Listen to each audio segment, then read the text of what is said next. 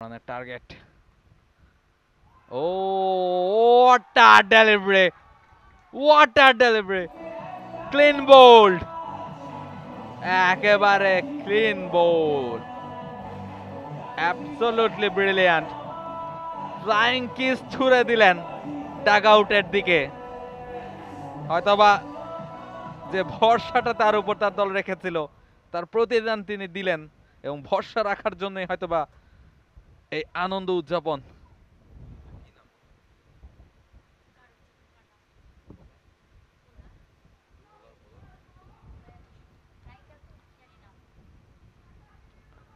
বলটা দেখেন ভেতরের দিকে ঢুকছিল, একেবারে সোজা স্ট্যাম্প টু স্ট্যাম্প এবং ক্লিন বোল্ড হয়ে ফিরেছেন batter.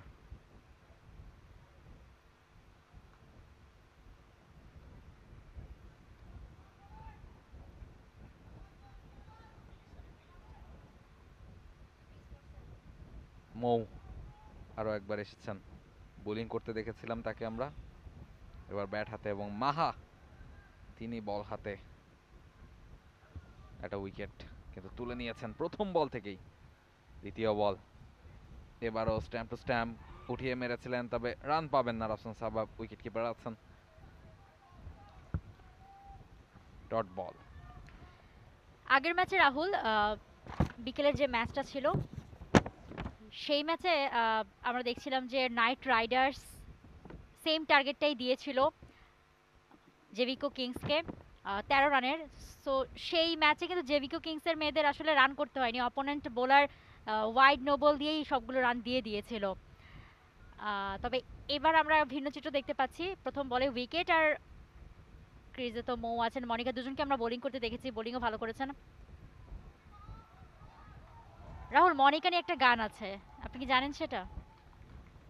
Monika O my darling, একটু গেয়ে শোনান, এভাবে তো হয় না, তো কবিতা হয়ে গেল শুধু।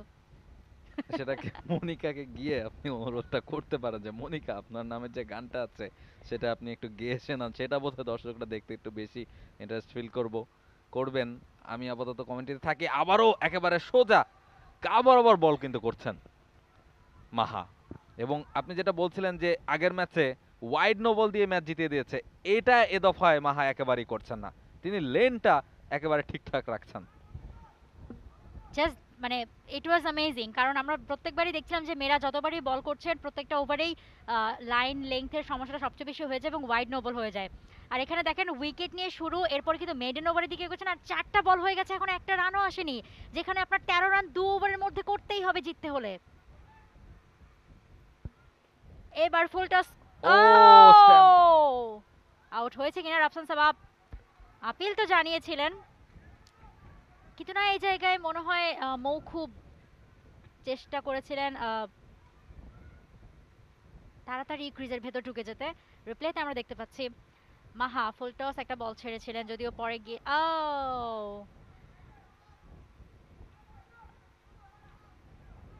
তিনি পাটা দিয়ে ফেলেছিলেন। রাফসান সাবা বলটা দিয়ে উইকেট ভাঙার মেহজাবিন আমরা দেখছি ফিল্ডিং এ নেমেছেন। মাহা তার ওভারে শেষ বল নিয়ে নেছে, রান না হলে মেডেন একটা ওভার হবে, এবং একটা সিঙ্গেল রান নেওয়া হয়েছে, otherwise it would be maiden over. But চমৎকার ওভার, নিঃসন্দেহে চমৎকার, মাত্র একটা রান দিয়ে উইকেট নিয়েছেন মাহা, অ্যামেজিং। এবং ম্যাচ জিতলে মাহার কারণেই কিন্তু আসলে আজকে জিতবে। এক্স্যাক্টলি, পরের ওভারে যিনি বোলিং করতে আসবেন তিনি যদি জাস্ট ওয়াইড নো বলটা একটু সতর্ক থাকেন তাহলে কিন্তু মোটামুটি ম্যাচ জয়টা নিশ্চিতই গিগাবাইট টাইটান্সের। 12 রান করতে হবে 6 বল থেকে। প্রপার T20, আপনার লাস্ট ওভার দেখেন আইপিএল অথবা পিএসএল, আমরা বিপিএল আমরা যখন দেখি, মানে লাস্ট 6 বলে যখন আমরা 12 রান করতে হবে, it's a tough call. Absolutely tough. তবে যদি এক্সট্রা কিছু রান আসে সেক্ষেত্রে হয়তোবা একটা দুটো বাউন্ডারি পেলে সেই সুযোগটা কাজে লাগানোর চেষ্টা করবেন স্বপ্নধারা স্পার্টানসের মেয়েরা। মৌ এবং মনিকা দুজন আছেন, এবং মৌ স্ট্রাইকে থাকবেন, শেষ বলটা থেকে সিঙ্গেল নিয়েছেন তিনি। মালিহা তিনি করবেন দ্বিতীয় ওভারটা। মো, মনিকা, মালিহা, 3 এমস হেয়ার। এই তো যেটার কথা তখন বলছিলাম যে এই মেয়েদের খেলায় আসলে ওয়াইড হওয়াটা স্বাভাবিক। প্রথম ওভারে যে হয়নি সেটাই বরং অস্বাভাবিক ছিল। বাট মালিহাও খুব ভালো বল করে, আমরা আগের ম্যাচগুলো তো দেখেছি। এবার কিন্তু বরাবর মেরেছেন এবং একটি রান, দ্রুত একটি সিঙ্গেল নিয়ে নিয়েছেন। মালিহা বলছেন যে রিল্যাক্স রিল্যাক্স মৌসুমী হামিদকে, যে আস্তে থ্রো করো, এক্স্যাক্টলি, এক রানে কারণ নিশ্চয়ই মিস মাইন্ড ফিল্ডিং এ করবে না। হ্যাঁ আমরা দেখেছি অনেক সময় রান চলে আসে। ওভার থ্রো ব্যাপারটাতে খানিকটা সতর্ক থাকার চেষ্টা হয়তো বা করবেন, এবং এক রান দু রান হলে এক্ষেত্রে খুব একটা আপত্তি থাকার কথা না এই মুহূর্তে গিগাবার্ট টাইটান্সের, যেহেতু 13 রানের টার্গেট, আরো 10টা রান করতে হবে 5 বল থেকে। রাফসান শাওয়াব খানিকটা বুঝিয়ে সুঝিয়ে দিচ্ছেন যে দেখো অনেক রান করতে হবে, টেনশন করো না, জাস্ট ওয়াইডটা দিও না তুমি। আপনি তো দেখি মানুষের মন পড়তে পারেন রাহুল। এক্স্যাক্টলি, এটা অনেকেই বলেছে আমাকে। স্বপ্নধারা স্পার্টানের প্রয়োজন 10টা রান 5 বল থেকে,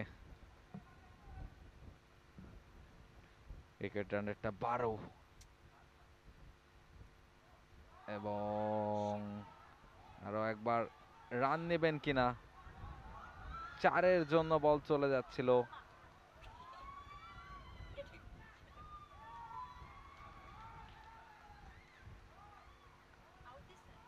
তবে আনন্দ উদযাপন করছেন সেক্ষেত্রে, নিজেদের মধ্যে খুনছুটি, খানিকটা চুমুও খেয়ে নিলেন। মৌসুমী হামিদকে আমরা ডাগ আউট থেকে দেখেছিলাম যে তিনি খুব চিয়ার আপ করছিলেন দলকে। যখন ইন্টারভিউ নিতে গিয়েছিলাম জিজ্ঞেস করছিলাম, ও ইট ওয়াজ বোল্ড, ইট ওয়াজ বোল্ড, ইট ওয়াজ বোল্ড। দুটো উইকেট এই মধ্যে চলে গেছে। সো মৌসুমী হামিদের কথা বলছিলাম যে ইন্টারভিউ নেওয়ার সময় মানে তাকে বলছিলাম যে গলা ভেঙে গেছে কিনা, তিনি বলছিলেন যে এক্স্যাক্টলি, মানে এত বেশি লাউডলি চিয়ার আপ করছিলেন দলকে, গলা ভেঙে যাওয়াটাই স্বাভাবিক। শান্তাকে আমরা দেখতে পাচ্ছি এই মুহূর্তে তিনি ক্রিজে নামছেন অ্যাজ আ অ্যাঙ্কার। তিনি বেশ প্রসিদ্ধ বাংলাদেশে। এই মুহূর্তে তিনি আসলে ব্যাটিংয়ে নামছেন এবং স্বপ্নধারা স্পার্টানসকে 4 বল থেকে 10 রান তিনি নিয়ে দিতে পারবেন কিনা। ডাগ আউটে ইন্টেন্স অবস্থা, টেনশনে ভরপুর এখন। অ্যাবসলিউটলি, শান্তাজাহান আউটসাইড এজ হয়েছে, উইকেট কিপার ছুটছেন বলের পিছু পিছু, সিঙ্গেল নিতে চাইবেন নিশ্চয়ই, এবং ইজি একটা সিঙ্গেল কিন্তু পেয়ে যাবেন এক্ষেত্রে। ভালো ব্যাটিং আমরা শান্তার কাছ থেকে কিন্তু দেখলাম, একদম ভালোভাবে তিনি একটা কাট করার চেষ্টা করেছিলেন, যদি আউটসাইড হয়েছে, এজ হয়েছে, তবে আগের যে দুজন ব্যাটার খেলেছেন তাদের থেকে ভালো অ্যাপ্রোচ মনে হয়েছে, যদিও তাকে পরে নামানো হয়েছে। মৌ আছেন, 6 বল থেকে 2 রান করেছেন। আবারও ক্লিন বোল্ড, এবারে মালিহা স্ট্রাইকস, মৌ গন। অ্যামেজিং, মানে মেয়েদের ইনিংস এরকম বোলিং আপনি দেখতে পাবেন, এটা আসলে চমৎকার। এবং বলে না যে বোলাররা ম্যাচ জেতায়, এখন কিন্তু দেখেন সিচুয়েশনটা পুরো তাই, বোলাররাই কিন্তু আসলে ম্যাচ জেতাচ্ছে। 2 বল থেকে 9 run, it is very tough call now for Swapnadhara Spartans. Full toss ball এবং চমৎকার, মালিহা কিন্তু চমৎকার সব ইয়র্কার দিচ্ছেন, ইয়র্কার দিয়ে বোল্ডগুলো করছেন। ব্যাটসম্যান পুরো ভেবাচাকা খেয়ে যাচ্ছে।